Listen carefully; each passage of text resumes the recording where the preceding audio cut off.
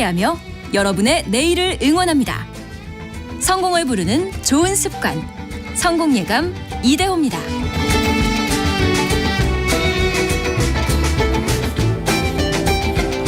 성공예감 이대호입니다. 2부가 시작됐습니다. 벌써 10시 5분 돌아왔습니다. 저희가 경제상식 퀴즈 내드렸던 것 정답 알려드려야죠. 정답은 몸무게였습니다. 몸무게. 이제 김포공항 국제선 출국장에 가면은 수화물 무게뿐만이 아니라 몸무게를 재는 곳도 이제 생겨났다. 항공사들이 연료를 조금 더 효율적으로 채워넣기 위해서 승객들의 어떤 평균적인 몸무게를 측정을 한다라는 건데요.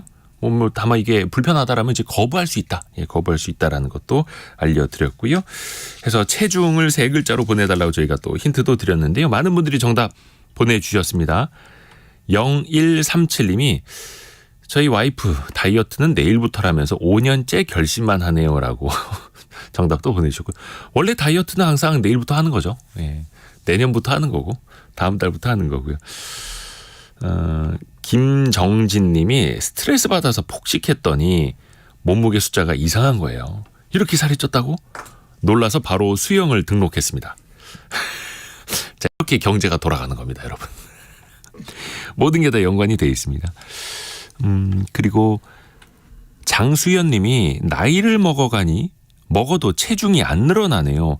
좋은 건지 나쁜 건지 유유. 근데 원래 이제 좀 나이 들어가면 좀 체중이 빠지시죠? 그래서 30대 이후부터는 1년에 1%씩 근육이 빠진다고 하는데 이거 이분한테 여쭤봐야겠다. 잠시만 좀 기다려주세요. 지금 귀한 분 옆에서 기다리고 있습니다. 증시 상황 한 번만 좀 말씀드리고요. 이게 참 증시는 살이 빠지면 안 되는데 이게 괜히 증권시장에서는 살이 빠지고 있어요. 코스피는 0.65% 떨어지고 코스닥은 0.8% 떨어지고 2462, 코스닥은 833. 미국 증시는 사상 최고치 가고 있는데 이 대한민국은 좀 상황이 안 좋습니다. 원달러 환율은 1340원 흘러가고 있고요. 투자 좀 많이 하시나 봐요. 옆에서 지금 정의원 교수님이. 자, 우리가 일부에서 잠깐 말씀을 드렸었는데 얼마나 사느냐도 중요합니다만 어떻게 잘 사느냐도 중요하죠. 2022년 기준으로 평균 수명이 남자가 79.9세, 여자가 85.6세라고 하는데 이제 골골 80세, 골골 90세라고 그러면 안 되겠죠. 건강하게 나이 들어가는 방법도 한번 배워보시죠. 최근에 느리게 나이 드는 습관이라는 새 책도 이제 발간을 하셨는데요. 서울 아산병원 노년내과 정희원 교수와 함께합니다. 안녕하세요, 교수님. 네, 안녕하세요, 정희원입니다. 느리게 나이 드는 습관. 네. 정말 배우고 싶습니다. 우선 조금 전에 장수연 님이 나이를 먹어가면서 체중이 좀 늘지 않는다라고 하셨는데 원래 좀 나이 들어가면 살이 빠지는 게 정상이에요? 네, 이게 이 주제 하나만 가지고 사실은 오늘 1시간을 할 수 있습니다. 그래요? 네, 너무너무 좋은 말씀이시고요. 사람이 생애 전환기라는 게 있습니다. 네. 사람마다 근데 그 생애 전환기가 오는 도래하는 시점이 달라요. 빠른 사람은 50대에 올 수도 있고요. 대표적으로 유방암 치료 받고 나서 호르몬제 먹는 분들 그렇게 하면서 절식하시면 50대부터 근육도 빠지고 골밀도도 빠지고 막 계속 빠집니다. 그런데 젊어서부터 건강관리를 잘하고 평소에 운동하고 또 운이 좋아서 병도 안 걸리고 이런 분들은 그 생애 전환기가 60대 후반 70대에 오실 수도 있고 더 늦게 80대까지 안 오시는 분도 있습니다. 생애 전환기가 일단 오게 되면 어떤 것들이 변하느냐. 일단 근육이 변합니다. 동화 저항이라는 현상을 제가 항상 말씀을 드리는데 동화 작용이라는 게 자그마한 블록들을 가지고 큰 블록을 만드는 일이거든요. 동화. 탄소 동화 작용하잖아요. 이 동화 저항이 생기면 젊었을 때와 비슷하게 단백질을 먹고 근력 운동을 해도 근육을 만드는 효율이 떨어집니다. 근육이 밥을 먹고 운동을 하면 생겨났다가 또 굶고 있거나 운동을 안 하고 있으면 실시간으로 분해가 되고 또 단백질을 먹으면 생겨나고 이렇게 파동을 계속 치고 있습니다. 그런데 이 파동 치는 방향이 장기적인 평행선이 조금씩 빠지는 방향으로 가기 시작해요. 생애 전환기가 되면. 물론 30대부터도 1년에 1%씩 빠지는데 생애 전환기 이후에는 이게 가팔라지고요. 또 한편으로는 여러 가지 생리학적인 변화가 생기면서 식욕이 떨어지고 씹는 힘이 떨어지니까 고기 먹기가 어려워지고 단백질 섭취가 어려워지고 네. 소화도 안 되고 장 운동 속도로 떨어지니까 배가 쉽게 부르고 전체적으로 먹는 양이 줄어들어요. 그러니까 어르신들 특히 생애 전환기 지나신 60대 후반 70대 분들 평균적으로 봤을 때는 60대 중후반에 이런 한 번의 전환점이 오는데 이 이후에는 내가 생각하는 것보다 조금 더 잘 먹어주셔야 현상 유지가 되고 단백질을 그래서 고단백으로 챙겨 주셔야 근육이 건강히 유지가 될까 말까 한 상황이 되는 거죠. 더 잘 먹어야 되고 더 고단백 식단 네. 위주로. 그래서 이제 뒤에 이게 사실은 나오긴 하는데 미리 네. 결론을 말씀을 드리면 예. 건강 습관은 때에 따라서 나한테 맞는 지식이 다릅니다. 아 그래요. 예, 저희 이제 40대, 예. 40대, 50대는 사실은 물만 먹어도 배가 잘 나오는. 그러니까 정말 억지로 절식해도 네. 뭐 저녁에 맥주 한 잔만 마셔도 다음날 배 나오고 막 이러는 갑자기 확 찔려서요. 예, 체질이 되어 있습니다. 기본적으로 30대가 되면 성 호르몬들이 줄어들고 성장 호르몬들이 줄면서 네. 기초대사량이 줄어들게 되고 또 활동량도 사람들이 많이 줄죠. 줄죠. 그러다 보니까 먹는 것들이 몸에 차곡차곡 쌓이는데 아하. 이럴 때는 유산소 운동을 많이 하고 또 오늘 제가 잠깐 말씀드릴 뭐 3차원 절식 또는 장수 식단 이렇게 해서 네. 몸의 과잉을 걷어내는 방식으로 식사를 하면 네네네. 몸의 고장나는 속도가 느려지고 노화 속도가 느려지고 만성질환이 늦게 오고 치매로 늦게 옵니다. 생애 전환기가 오는 시점을 늦추는 방식이 느리게 나야 되는 습관이고요. 젊은 사람들한테는. 생애 전환기를 지난 분들은 그때부터는 노쇠를 예방해야 돼요. 노쇠요. 네, 노쇠. 그러니까 신체 기능이 떨어지고 네네. 인지 기능이 떨어지고 모든 것들이 취약해지고 집 밖에 혼자 걸어 다니기가 어렵고 이렇게 노쇠가 오면 그 이후에는 돌봄 요구가 생깁니다. 그렇죠. 예, 밥을 하려면 간병인이 필요하고 밖에 나가려면 보호자가 필요하고 아이로 돌아가는 거거든요. 그쵸, 이 노쇠가 오는 시점을 뒤로 미루면 내가 원하는 삶을 살고 원하는 책도 보고 여행도 할 수 있는 그렇죠. 거거든요. 그러니까 생애 전환기 이후에는 노쇠 예방이 돼야 되는데 그 노쇠 예방에서의 핵심은 근육을 지키는 것. 그래서 근력 운동을 더 하고 근육을 저는 보호한다는 표현을 써요. 보약 있잖아요. 네.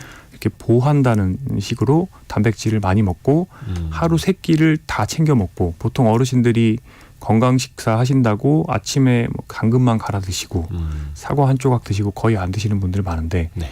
그러면 젊은 사람들은 그때 지방이 타요. 그런데 어르신들은 그때 근육이 녹아요. 아하. 그렇기 때문에 3끼를 다 매 끼니마다가 내 위장이 비어 있기 때문에 먹을 수 있는 기회다 생각하시고 그리고 하루 종일 근육을 많이 써주시는 게 좋고요. 예, 나이대마다 관리하는 것도 달라지는 네, 거네요. 점진적으로 그게 50대, 60대, 70대 가면서 바뀌어져야 되죠. 저희가 한 10시 한 45분, 46분 정도까지 이제 대화를 나눌 텐데요. 차곡차곡 들으셔야 됩니다, 여러분. 네.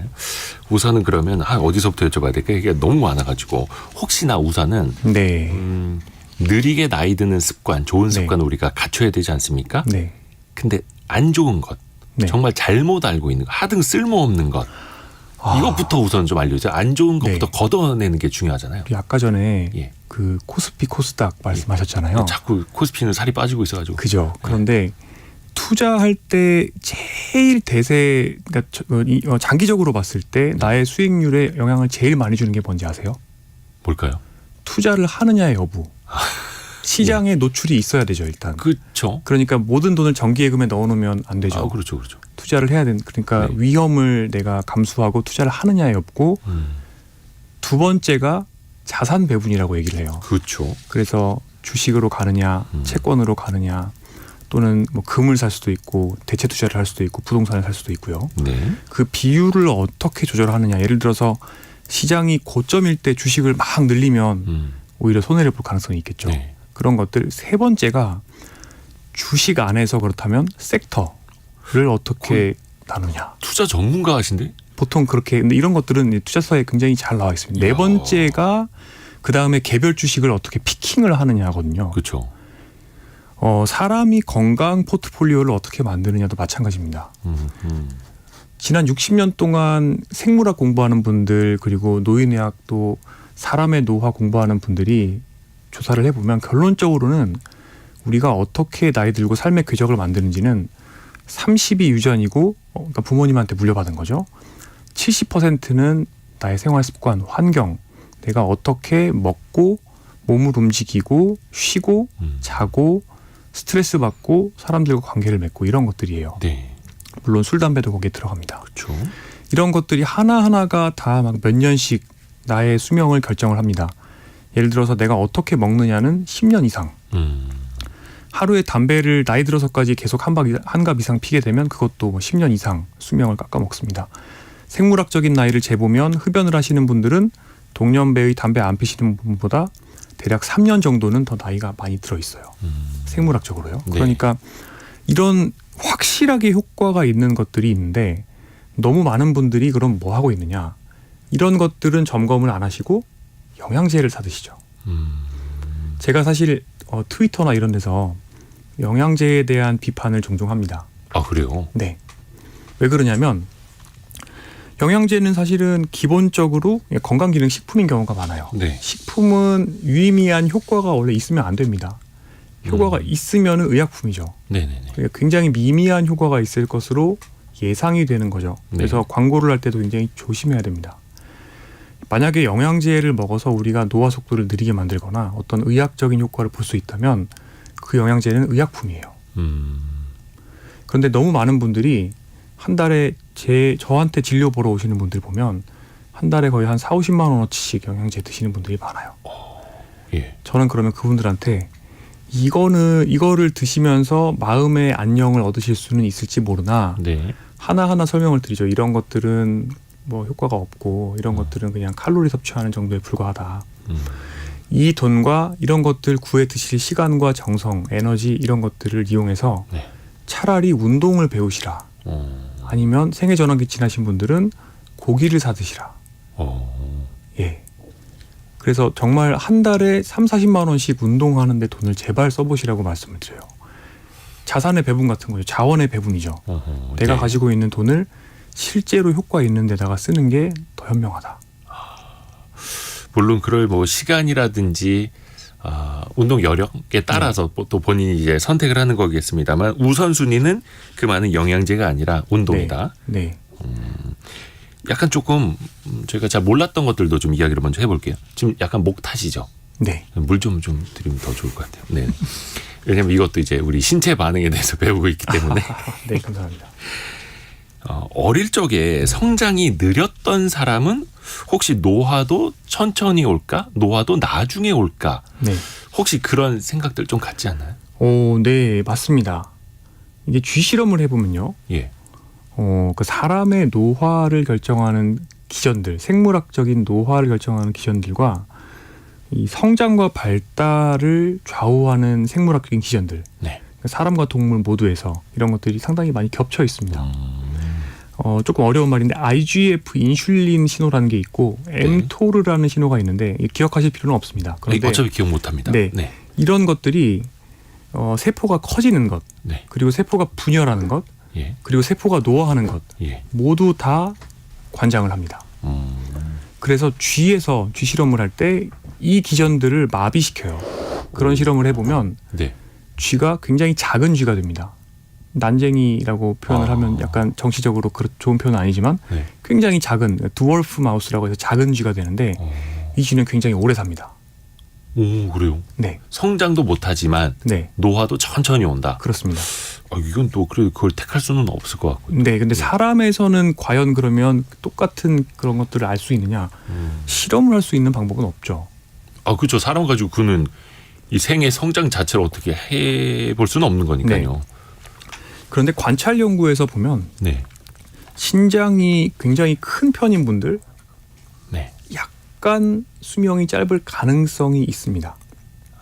듣던 중 안 좋은 소식이네요, 저한텐. 그런데 대부분 우리나라 분들은 뭐 다 비슷한 레인지에 있는데 극단적으로 말씀을 드리는 겁니다. 극단적으로. 그래서 이쪽 노화 쪽을 하시는 분들은 어떤 생각을 하냐면 어려서 성장 호르몬 보충을 우리가 굉장히 많이 하잖아요. 우리나라 예. 소아 청소년 연배에 있는 분들한테 네.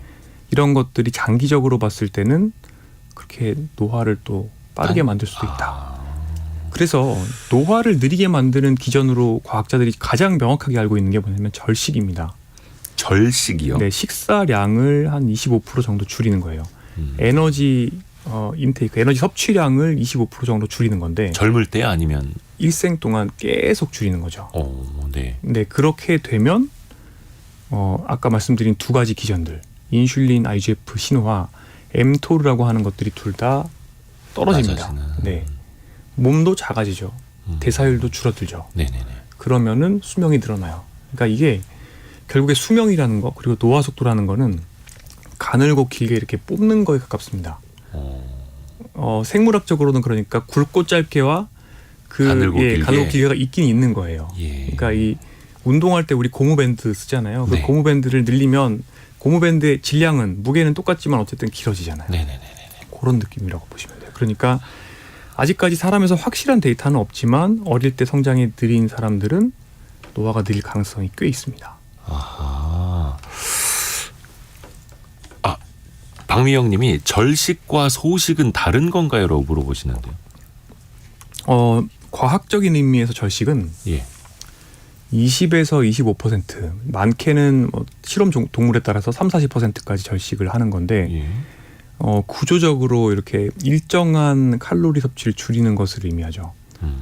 소식은 그런 그러니까 어떤 기준이 없습니다. 양으로 정해진 기준이 없습니다. 그러니까 양이 아니라 칼로리 기준으로. 네, 그러니까 소식이라는 거는 본인이 소식을 한다라고 얘기하는 거죠. 그러니까 네. 그냥 나는 좀 덜 먹는다 이런 말하자면 정성적인 질적인 표현에 가깝고 절식은 과학적이고 계량적인 단어예요. 그 차이구나. 네. 그래서 어찌됐든 간에 좀 노후에 노화를 조금 더 천천히 오도록 하려면 가늘고 길게 가는 방식을 택해야 되는 거고요. 네, 맞습니다.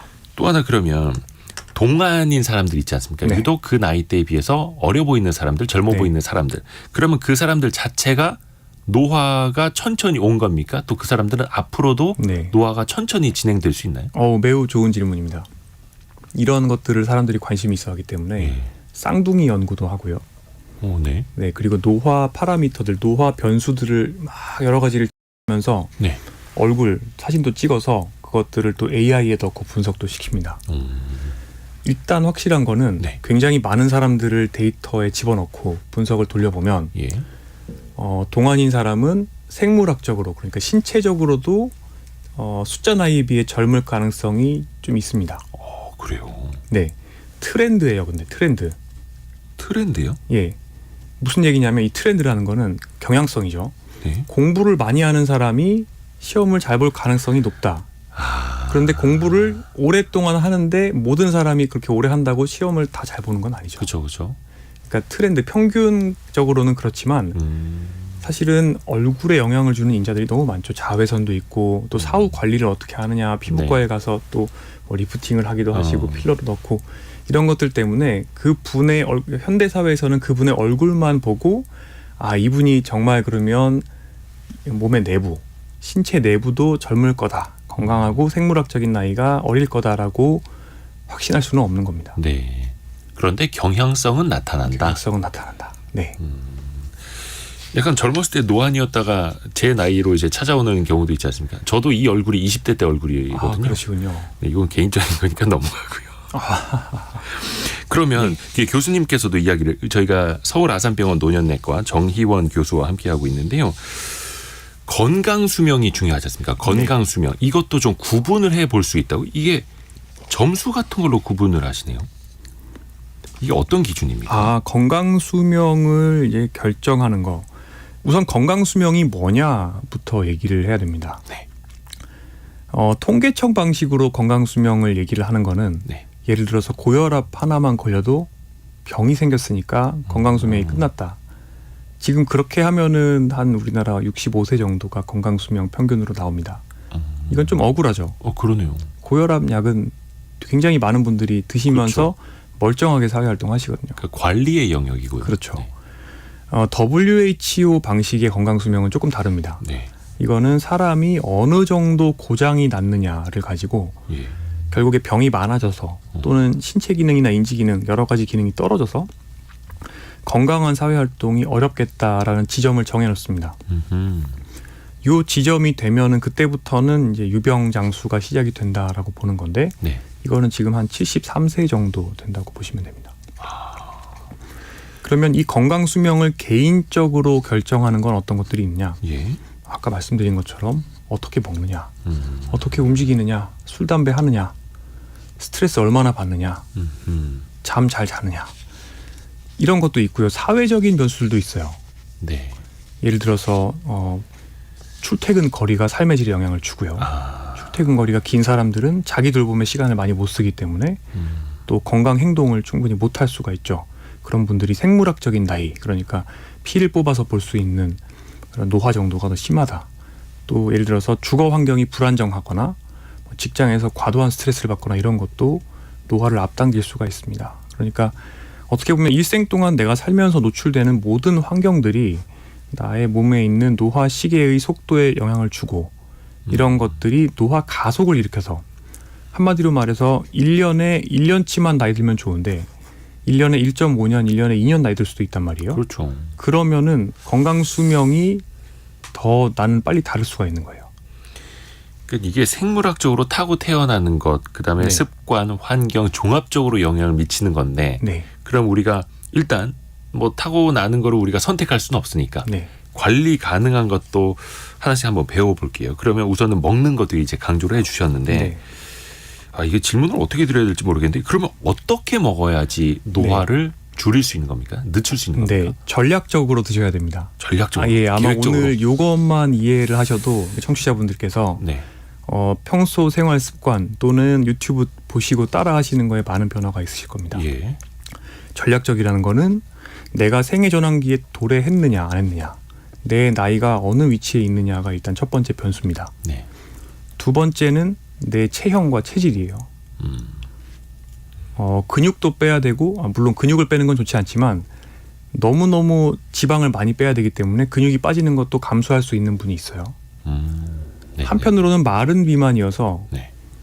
지방을 근육으로 바꿔야 되는, 물론 지방세포가 근육세포로는 안 바뀌는데 지방은 줄이고 근육은 늘려야 되는 분도 있어요. 예. 너무 말라서 근육도 늘려야 되고 지방도 늘려야 되는 분도 있어요. 다 달라져요. 처방이 다 다르다. 네. 예를 들어서 네. 너무 말라서 지방도 늘리고 근육도 늘려야 된다. 네. 그런 경우는 그냥 사회에서 바깥에서 걸어다니는 분들은 별로 많지 않아요. 네. 저희 병원에 오시는 분들은 정말 많아요. 암 환자, 노쇠, 악액질, 근감소증 이런 분들. 생애 전환기가 지나면 이런 분들이 점점 많고 예. 이런 분들은 체중이나 근력 관리가 되지 않으면 근육이 빠지면서 기능이 떨어져서 요양원, 요양병원 가실 가능성이 예. 올라갑니다. 네. 근육을 지켜야 돼요. 그러면 네. 이런 분들이 저한테 매일 찾아오시는데 나는 건강하게 먹고 있다 하면서 이렇게 잘 수첩들을 먹는다고. 보여주십니다. 예. 아침에는 예를 들어서 샐러드, 점심은 밥 반 공기랑 약간의 반찬, 저녁도 밥 반 공기랑 약간의 반찬. 무슨 얘기냐면 그게 잘못된 거다. 이분이 가야 되는 방향은 근육도 늘려야 되고 체중도 늘려야 되는데 자기가 먹는 게 스스로를, 사람의 모습을 만들어요. 그렇죠. 그러니까 내 습관의 경로 의존성이 나의 현재 모습을 만듭니다. 그러면 내가 지금 현재, 근데 그런 분들은 대개는 여기저기 아픈 데도 많고 네. 근육이 없다 보니까 관절도 안 좋고 또 허리가 굽다 보니까 허리도 아프고 이런 분들이 많아요. 허리 수술하신 분들도 많고. 네. 그럼 결국에는 또 근육을 늘려주셔야 되는데 이럴 때는, 이런 분들은 저희가 사실은 어떤 거 처방하냐면 영양 음료라고 해서 네. 시판되는, 마치 애기들 분유 액상으로 만들어 놓은 것처럼 네. 단순당도 많고 단백질도 많고 이런 것들을 드려요. 성분을 보시면은 이건 단순당 덩어리거든요. 네. 제가 평소에 먹지 말라고 하는 건데 이분들은 드셔야 돼요. 아. 왜냐하면 이거 드시면 지방도 늘고 근육도 느는 거예요. 그러면 그렇게 해서 그러면 이런 분들이 말씀을 하세요. 혈당이 오르지 않냐, 스파이크가 생기지 않냐. 네네네. 그 스파이크가 생기면은 그때 지방이 늘어요. 그 스파이크가 지방으로 흡수가 되는 거예요. 체중이 느는 거예요. 그게 결국에 에너지로 쓰이는 겁니다. 그게 그래서 사람에 따라서 다르다. 네, 다르다. 그 위치를 파악하는 게 제일 중요합니다. 이거는 그래서 어떻게 보면은 이제 정희원 교수님이 내진 환자들을 보면서 맞춤형으로 처방을 해줘야 하는 거고요. 네. 요거는 그래도 조금 더 복잡하기는 한데 그러니까 일반적으로 저희가 이제 방송에서 요구를 할 때는 뭔가 네. 일률적인 거, 그렇죠. 뭐 채소 많이 먹고, 맞아요. 그러니까 그 아몬드 같은 거 많이 먹고. 그래서 예. 네, 그러니까 항상 제 그 어떤 방송이나 네. 유튜브나 이런 게 쇼폼으로 막 잘려서 나가는데 네네네네. 이렇게만 드세요, 막 이런 그렇죠. 그러면 사람들이 다 거. 렌틸을 먹고 예. 블루베리 먹고 견과류 먹고 단순당 정제국물 먹지 않고 요거를 마치 막 바이블 예. 성서인 것처럼 생각을 하시고 예. 지방을 드시고 그러니까 어떻게 보면 방금 말씀드린 빼빼 마른 분들은 왜 이밥에 고깃국 있잖아요. 네네. 흰쌀밥에 고깃국을 하루 세 끼를 다 드셔야 돼요. 아. 그리고 혈당이 너무 오르면 당뇨약을 드시면서 그거 드시고 근력 운동을 아침 저녁으로 하셔야 돼요. 유튜버들이 잘못했네요. 그러니까 이게 이 근데 두 가지만 드세요, 막 이렇게. 이게 저희도 썸네일 그렇게 쓰려고 그랬는데 이거. 제가 다음 주에 아침마당에 나가요. 근데 아침마당 작가님이랑 이제 인터뷰를 하잖아요. 네네네. 그러면은 제가 요 얘기를 하는 거예요. 그래서 정말 이게 특히 어르신들 75세 이상에서는 정말 너무너무 사람마다 체질이 달라지기 때문에 그러네요. 잡곡밥 드시는 것 때문에 오히려 탈나는 분들도 있고 그것 때문에 막 설사 생기고 흡수 안 되는 분들이 있단 말이에요. 근데 이런 분들도 아침마당에서 사실 10분 정도 우리가 강의를 하면은 예. 기본적으로 젊고 건강한 대다수의 사람들한테 도움되는 걸 강의를 하잖아요. 네네네. 근데 아침마당 보시는 분들은 6070이 많이 보시잖아요. 그렇죠. 그러니까 그게 안 맞는 거죠. 3040한테는 잡곡밥 먹고 걷기 운동 많이 하면 좋은데 네. 6070 분들은 오히려 이 밥에 고깃국 드시고 근력 운동 하셔야 되는 거죠. 그러네요. 이게 약간 사상의학하고도 좀 비슷한 겁니까? 그 체질에 따라서? 사상은 아니고요. 예. 한이랑은 사실은 상관이 없고 이거는 그냥 그야말로 그러니까 사람의 본인이 중용에 가까워지기 위한 적정 체중과 적정 체지방과 적정한 결국에 80대가 되었을 때도 침상에 눕지 않기 위해서 필요한 다리 근육이 있는데 그래서 그 정도가 미달이 되면 근감소증이라고 그래요. 병적인 거예요. 질병이에요. 네. 이렇게 근감소증이 되면 근감소와 함께 뼈 밀도로 떨어집니다. 골다공증이 같이 와요. 네. 그러면 걷는 속도로 느려지고 그 다음에 나가기가 어려워지고 밖에 나가려면은 막 낙상이 불안하고 그러면 외출이 줄어들죠. 외출을 안 하게 되면 사람을 안 만나니까 우울감이 심해지고 우울감이 심해지면 식욕이 떨어지고 잘 먹는 게 또 안 되면은 근육은 더 빠지고 사람 안 만나면서 인지적으로 자극이 떨어지게 되면은 또 인지 기능이 떨어져요. 그래서 이걸 인지 노쇠라 그러는데 한마디로 머리도 나빠지고 신체 기능도 나빠지는 거예요. 그러면 점점 기능이 떨어지는데 주로 이제 코로나 걸리거나 어떤 병 치료하시고 나면은 한 3에서 6개월 만에 잘 걸어 다니시는 분들이 갑자기 워커 짚고 간병이 필요하신 분으로 되는데 그런 경우 많죠. 사실 그렇게 되는 게 대부분이 그렇죠. 그 근육 자산이 없었던 분들이에요. 그러니까 원래도 근육이 좀 부족하셨던 분들이 네. 수술 네. 같은 거 이후에 그냥 그렇죠. 훅 떨어지는. 네, 그러니까 암 수술 견디고 보통 일주일 누워 계시면 하루에 1%씩 누워 계실 때마다 근육이 빠져요. 그런데 그만큼 이제 빠지고 나면은 내가 근육 자산이 충분했으면 현금 같은 거예요. 이후에 집에 가서 다시 걸으면 금방 근육이 회복이 됩니다. 예. 그런데 내가 근육이 부족하면 아슬아슬하게 걸을 수가 있던 분들이 일주일 동안 누워 계시면 네네네. 10% 20% 근육이 빠지면 그 다음엔 못 일어서요. 화장실 가다 낙상해요. 그러면은 이제 뼈 부러지거나 아니면 침상에서 이제 여생을 보내시게 되는 거죠. 그러다 보면 댁에서 돌봐줄 분이 없으면 요양원, 요양병원 가시는 거죠. 그래서 정희원 교수님은 그걸 근육 테크라고도 표현을 하시더라고요. 네, 그래서 먹는 거가 결국에는 노년기에 근육을 지키고 지방을 빼야 되는 것도 마찬가지예요. 대사적인 문제도 있지만 노년기에는 결국에 근육은 충분하고 지방이 적어야지 마치 이게 큰 자동차에 작은 엔진만 달아놓으면 잘 못 움직이잖아요. 그런 것들 다 고려해서 어느 정도는 내가 잘 움직이고 걸어 다닐 수 있고 또 관절염 안 생길 수 있는 정도의 체형과 신체 기능을 만들 필요가 있는 거예요. 스쿼트 열심히 해야겠네요. 이거. 네. 계단 열심히 걸어 올라가야겠고. 맞습니다. 그래서 일단은 건강할 때 많이 근육을 좀 축적해 놔야 된다라는 네. 말씀이시고, 근데 또 뭐 저희도 이제 사연 같은 게 계속 올라오곤 있습니다만, 뭐 예를 들어서 무릎이 안 좋아서, 네. 발목이 안 좋아서, 허리가 안 좋아서 이거 평소에 근육 운동을 하려고 해도 잘 안 된다, 어렵다 하시는 네. 분들이 있잖아요. 그렇습니다. 어떻게 해야 돼? 방법이 있을까요? 네, 확실한 방법이 있습니다. 그래요? 네, 네네. 그러니까 걷기만 하면 제가 항상 걷기만 하면 안 됩니다라고 말씀을 드려요. 예. 걷지도 않으면 침상에 누워 계시면 하루에 1%씩 근육이 빠집니다. 네. 그런데 걷기만 하면 우리가 20대, 30대, 40대, 50대에 앉아서 보통 일상생활을 하고 스트레칭 같은 거 평생 매일 하신 분들이 별로 없죠. 네. 관절 가동 범위가 굉장히 굳어 있어요. 다리도 여러 가지 관절, 발목, 무릎, 고관절이 협응을 이뤄서 율동적으로 움직이지 못해요. 그러다 보니까 결국에 제가 이제 맨발 걷기 황토길 가서 어르신들 봐보면 네. 아, 저렇게 걸으시면 진짜 무릎 아프겠다. 이렇게 걷는 분들이 정말 많아요. 걷는 습관만 봐도요. 네. 그런데 그럼 왜 그렇게 걷게 되느냐? 예. 유연성 첫 번째, 두 번째 근육의 밸런스, 세 번째가 관절의 협응. 예.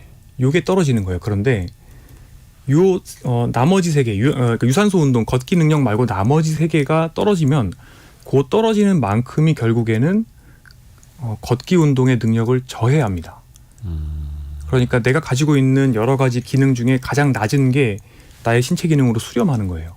아, 가장 떨어지는 것이. 네. 그러니까 결국에 유연성이 너무 안 좋으면 그 유연성 때문에 걷거나 등산하다가 관절에 무리가 오고 그러면 정형외과 선생님한테 가면 아, 걸으시면 안 되고 쉬셔야 돼요라고 하는데 악순환이 되는 거죠. 그럼 또 근육이 빠지고. 네. 그래서 제가 항상 50대 정도가 되시면 그때부터 운동을 정말 좀 부담이 되시지만 돈을 내고 좀 배우시라 말씀을 드리고요. 아, 그러니까 운동하는 방법도 네. 내 몸에 맞게끔. 네. 대부분의 중장년층 이상 분들은 잘 걷는 방법을 잊어버리셨어요. 그러니까 아이들을 보면 정말 자연스럽게 잘 걸어요. 네네. 근데 너무 오랜 시간 의자에서 생활을 했고 근육을 또 유연성을 사용을 안 했기 때문에 그런 방법을 잃어버리는 상태가 되는 거예요. 그래서 잘 걷는 방법도 배워야 되고 네. 근육의 언밸런스, 근육의 불균형도 풀어줘야 되고 관절 가동성도 늘려줘야 되고 협응 능력도 살려야 됩니다. 그래서 PT를 받으시는 거, 개인 운동이죠. 이런 방법도 네. 있고 필라테스 같은 운동을 배우시는 것도 정말 좋아요. 그래서 너무 늦기 전에 적어도 한 1, 2년 정도는 이렇게 운동을 배우셔서 그 다음에 어느 정도 운동을 알게 되면 점검만 받으시면 돼요. 네. 내가 내 몸에 대해서 알고 내 몸을 관리할 수 있는 상태를 만들어야 되고 그 과정에서 예를 들어서 근육이 너무 취약하면 걸으면 실제로 그 에너지가 무릎 관절로 가요. 그런데 네. 무릎 주변의 근육이 튼튼하면 근육이 그걸 다 잡아주는 겁니다. 그렇죠. 이게 그래서 마라톤을 오래 한 사람들이 무릎이 다를 것 같잖아요. 네네. 그렇지가 않아요. 마라톤을 오래 한 사람들이 보면 다 무릎 주변 근육도 튼튼하거든요. 아, 그게 다 잡아주니까. 네, 그래서 오히려 달리지 않은 동년배 사람들보다 오히려 관절 상태가 좋다 이런 연구들이 많이 있어요. 근데 이제 걷는 것도 그냥 무작정 걷기만 하면 되는 게 아니라 네, 그 사람의 체형, 네, 유연성, 근육, 뭐 관절 이 상태에 따라서 걷는 것도 그 사람에 맞아야 되는 거고. 그렇죠. 그러니까 이거 항상 그래서 옛날에 광고 보면 다 걷는데 좋은 신발 한 20만 원짜리 사면 좋은 줄 알고 그게 네, 아니라 그게 아니죠. 그 사람의 맞춤형으로 가야 된다. 네, 그래서 잘 걷기 위해서 운동을 배워야 되고 예. 제 생각에 걷기를 80대, 90대에도 내가 원하는 만큼 하시려면 그게 결국엔 건강 장수의 어떤 증표가 될 수 있거든요. 그러려면 50대, 60대 늦어도 70대 초반까지는 잘 걷기 위해서라도 나머지 운동들을 시간을 들여서 배우시는 게 너무 중요합니다. 그리고 여기에 약간 2024년 로봇과 AI 시대에 맞는 질문 하나만 좀 드려볼게요. 네. 최근에 기업들에서 보행 보조 로봇 많이 개발을 하더라고요. 네, 그래서 허리부터 허벅지까지 이거를 감싸면 네, 걷는 힘을 좀 도와준다라는 로봇인데 네. 이걸 그럼 쓰는 게 좋은 거야? 안 쓰는 게 좋은 거예요? 노쇠가 있는 분, 예. 그래서 휠체어를 탈락말락하는 분들은 예. 이런 로봇이 실용화가 되면 네. 도움을 많이 받으실 수가 있을 겁니다. 어차피 약간 늦으신 분들은 네. 아. 그리고 말하자면 걷는데 70이 필요한데 내 다리 근육이 65밖에 없어요. 네. 그러면 보행보조 로봇이 나머지 5만 더 더해주면 네. 걸을 수가 있잖아요. 예. 걸으면 근육을 내가 액티브하게 적극적으로 쓰게 되죠. 네. 그러면 걷는 실력이 점점 65가 아. 66, 67이 금방 회복이 됩니다. 그래서 운동을 할 수 있게 해주는 측면에서 이런 보조장치는 큰 도움이 될 가능성이 있습니다. 그리고 또 하나가 이 근육 이야기를 했는데 머리 근육도 중요하지 않습니까? 그렇습니다. 특히 이제 치매에 걸리면 네. 안 되니까 생활 속의 작은 행동 변화를 통해서 뭔가 좀 네. 인지 능력을 개선할 수 있는 네. 이게 치매도 사실은 뇌가 노화되는 거잖아요. 네. 그 뇌의 노화를 좀 늦출 수 있는 방법은 뭐가 있을까요? 뇌의 노화는 예. 크게 세 가지입니다. 첫 번째는 몸 노화를 늦추는 생활 습관이 뇌의 노화도 늦춥니다. 먹는 것, 움직이는 것, 잘 자는 것, 스트레스 덜 받는 것. 네. 다 똑같죠. 아, 저랑은 먼데 큰일 났네. 네. 네, 아닙니다. 그래도 지금 이제 배워서 또 말씀드릴 해봐야죠. 겁니다. 네. 해봐야죠. 두 번째가 만성 질환 관리를 잘 하셔야 됩니다. 고혈압, 당뇨, 고지혈증, 그리고 혈관 건강 관리 이런 것들 의사 선생님들이 약 주시잖아요. 예. 이런 것들 잘 관리하셔야 돼요. 저한테 이제 오시는 분들 중에 굉장히 많이 질문하시는 게 만성 질환 약 평생 먹어야 되는데 너무 싫다 말씀을 하시면서 뇌 영양제 처방해달라고 하시는 분들도 있습니다. 뇌에 영양제를 달라. 네. 치매 안 걸리는 약. 네, 그래서 좋죠. 네, 제가 그래서 진짜 뇌 영양제는 네. 지금 드셔야 되는 요 만성 질환 관리 이런 약들 드시면 이런 약들 잘 드시는 것만으로도 확실하게 혈관 노화가 예방이 되고 혈관 관리가 안 된 분들 80대 MRI 찍어보면 뇌가 굉장히 이렇게 보이거든요. 상처 나 있는 것들이. 네. 이런 것들 예방하실 수가 있습니다. 말씀드려요. 세 번째가 뭐냐면 뇌 통장 잔고 자체를 늘리는 겁니다. 이거는 굉장히 명확합니다. 아까 근육 테크처럼. 네. 첫 번째가 몸 쓰는 겁니다. 운동을 많이 하는 거예요. 그럼 유산소 뇌도 운동, 좋아진다. 네, 특히 유산소 운동 중심으로. 예. 두 번째가 인지 활동이에요. 머리를 많이 쓰셔야 돼요. 네. 외국어를 배운다거나 글을 쓴다거나 이런 굉장히 액티브한 뇌가 고생하는 정도의 활동이 되면 좋습니다. 수학 문제 푸는 것도 좋아요. 그러니까 조금 더 쉽게 가면 네. 고스톱 그래서 치시는 분들 있잖아요. 고스톱도 고스톱도 뭐 마작이나 브릿지 게임 고스톱 같은 것도 인지 기능을 향상시키기 위한 활동 중에 들어가기는 합니다. 네네네. 근데 그것보다도 뭐 그것도 좋지만 네. 조금 더 내가 고생하는 그러니까 정말 외국어를 배운다거나 진짜 막 머리를 글을 쓰거나, 쓰는. 네 또는 네. 그림을 그린다거나 이게 둘 다 섞여 있는 게 있어요. 예. 댄스예요. 신체 활동과 인지 활동이 같이 들어가죠. 아, 스텝도 밟아야 되고 네. 계속 신경 써야 되고 네. 상대도 생각해야 되고. 네. 그 다음이 세 번째가 사회 활동입니다. 사람을 만나야 됩니다. 예. 사람을 만나서 상대를 하고 상대방을 파악하고 그 자체가 굉장히 고도의 의사결정이고 또 두뇌 활동이에요. 아, 대화할 때. 네.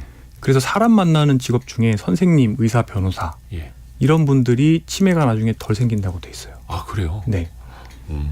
그러면 신체 활동, 인지 활동, 사회 활동 세 가지 동시에 할 수 있는 게 있습니다. 네네네. 이게 뭔지 아세요? 인지, 신체, 사람 만나는 거 뭐가 있을까? 일하면 됩니다. 네. 그래서 오늘 최고의 반전이네요. 네, 그러니까 일을 하는 게 굉장히 중요한 겁니다. 일본에서는 이걸 옛날부터 알고 75세 이상 후기 고령자분들이 사회 참여를 계속할 수 있게 하는 것들을 굉장히 정책적으로 장려를 했습니다. 꼭 일이 아니어도 돼요. 돈을 벌지 않아도 종교 활동, 취미 활동, 지역 사회에서의 사회 활동. 예를 들어 저 같은 경우는 아마추어 오케스트라를 나가는데 이런 것도 보면 결국에 악기 메고 가야 되잖아요. 신체 활동. 예. 사람들 만나고 인사하잖아요. 그리고 또 연주하면서 인지 활동하는 거죠. 악기 배우는 것도 또 되게 좋은 인지 활동으로 되어 있거든요. 그런 식으로 지역사회 활동들 취미로 하는 것도 굉장히 좋은 거예요. 그래서 요 세 가지 다시 정리를 하면 첫 번째가 우리 몸의 노화를 느리게 만드는 생활 습관이 결국에 뇌 노화로 느리게 만든다. 요거를 이해를 하고 두 번째가 만성질환 관리를 잘 하고 세 번째가 신체 활동, 인지 활동, 사회 활동을 열심히 하시면 치매는 굉장히 대부분의 것들을 예방을 하실 수가 있습니다. 치매를 갑자기 생겨나는 어떤 병이라고 생각하면 뭐 감기, 코로나 이런 거면은 예측이 안 되고 무섭잖아요. 그게 아니라 점진적으로 내 뇌 통장 잔고를 쌓아 나가는 과정이라고 생각을 하시면 치매에서 굉장히 멀어질 수가 있어요. 얼마 전에 제 외래 오셨던 분도 네. 교수님, 전직 교수님이신데 예. 80대세요. 네. 근데 뇌 사진을 보면은 혈관 노화가 많고 뇌가 많이 쪼그라들었어요. 해마도 반밖에 안 남았는데 근데 인지기능 검사를 내보면 다 만점 나와요. 그래요? 네. 계속 공부를 지금도 하시는 분이고 책 보고 일본어 공부하시고 러시아어 공부하신대요.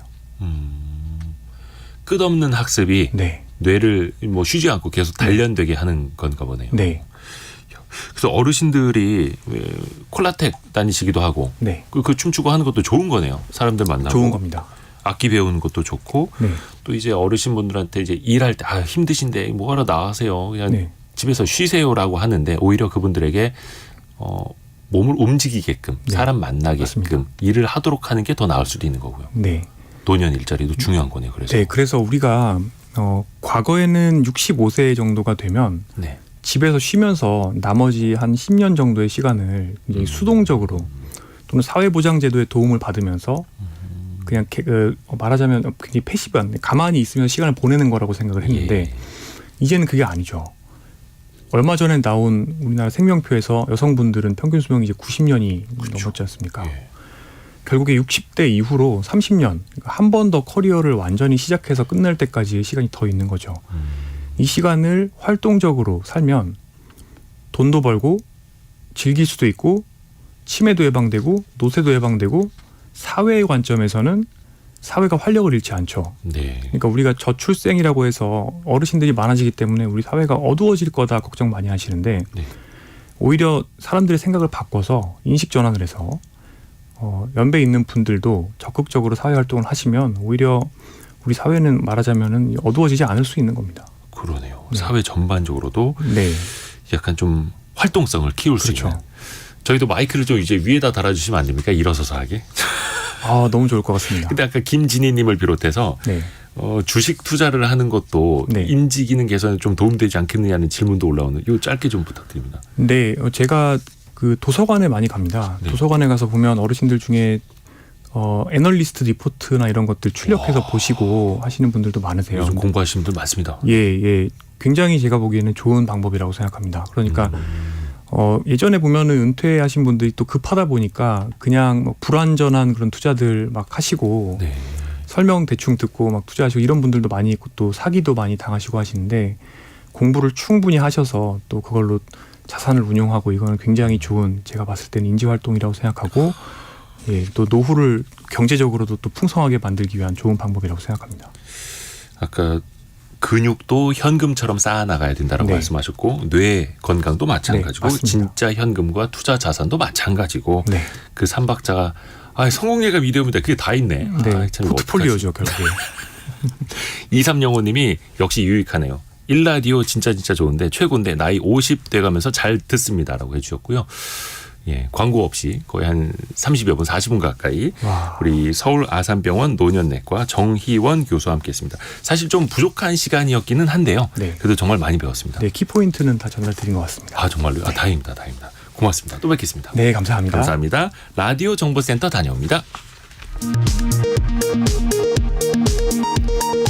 북한이 서해 일대에서 순항미사일 여러 발을 발사했습니다. 합동참모본부는 오늘 오전 7시쯤 북측 서해상으로 발사한 순항미사일 여러 발을 포착했다고 밝혔습니다. 한미 정보당국은 미사일 세부 재원 등을 정밀 분석하고 있습니다. 향정신성 의약품에 취해 차를 몰다가 행인을 치어 사망케 한 이른바 압구정 롤스로이스 운전자에게 1심에서 징역 20년이 선고됐습니다.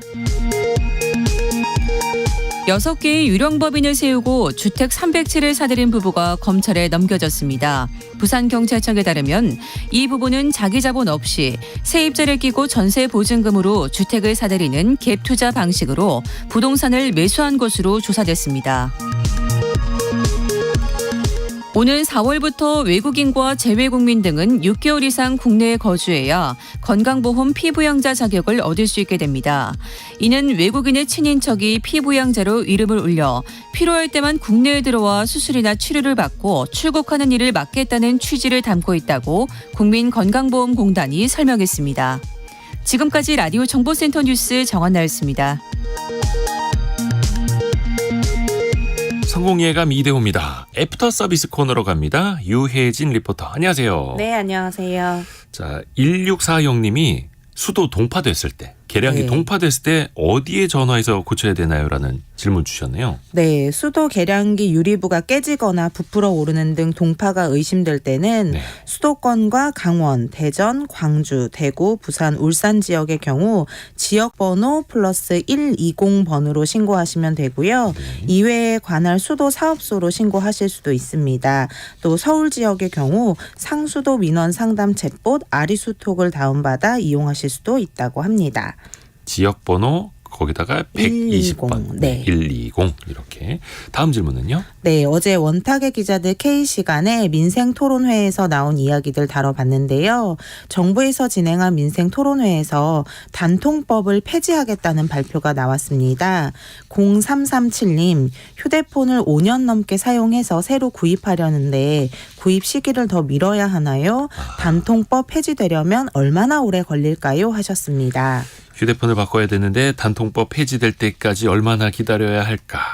이게 사실 단말기 유통에 관한 법률을 바꾸려면 말 그대로 국회를 통과해야 네. 하잖아요. 근데 지금 이제 여소야대 국면이다 보니까 정부에서 일단은 추진하겠다라고 했는데 뭐 야당의 문턱도 같이 넘고 합의를 봐야 되는 거고요.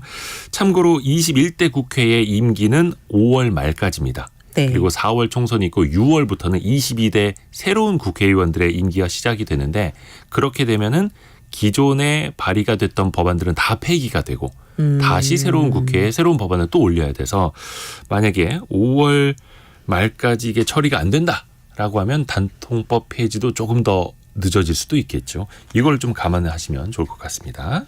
네, 그리고 9170님, 단통법이 없을 때는 얼마나 보조금을 많이 지급해서 휴대폰을 싸게 샀나요? 하고 질문 주셨습니다. 정말 대중이 없었죠. 공짜폰도 나왔었고 네. 2012년 갤럭시 S3의 출고가가 99만 원이었는데 당시 10만 원대까지도 나왔었고 해서 누구는 99만 원에 사고 누구는 10만 원에 사고 네. 누구는 공짜에 사고. 근데 사실 진짜 공짜는 없는 게 그만큼 비싼 요금제 5만 원, 10만 원짜리 거기다가 여러 가지 부가 서비스를 3개월, 6개월 이상을 유지해야 하는 그런 네. 의무사항 이런 것들이 있다 보니까 사실상 진짜 공짜는 아니었더라라는 것도 있고요. 네. 다만 그때 누구는 정가로 누구는 싸게 이런 불합리성이 있다, 불공평하다 이런 지적 네. 때문에 법을 고쳐서 단독법을 만들었던 건데 결과를 놓고 보니까 모두가 비싸게 사는 법안이 되었구나라는 걸 이제 국민들이 깨달았던 거죠. 그래서 단통법을 폐지해야 한다. 이런 이야기들이 지금 나오고 있는 거고요. 그래서 이것도 시대가 달라졌으니까요. 어디서 네. 싸게 판다라는 정보도 이제 어르신들도 가까이서 쉽게 접할 수 있게 되지 않습니까? 그래서 단통법 폐지에 대한 여론이 또 높아지는 거죠. 자, 오늘 유혜진 리포터 함께했습니다. 고맙습니다. 감사합니다. 감사합니다. 벌써 마칠 시간이 다 됐습니다. 그래서 저희는 선곡예감 이대호입니다. 9시 5분에 1부, 10시 5분에 2부로 찾아뵙고 있으니까요. 늘 그 시간에 저희를 또 기다려주시면 감사하겠습니다. 오늘도 들어주셔서 고맙습니다. 선곡예감은 오늘도 여러분을 응원합니다.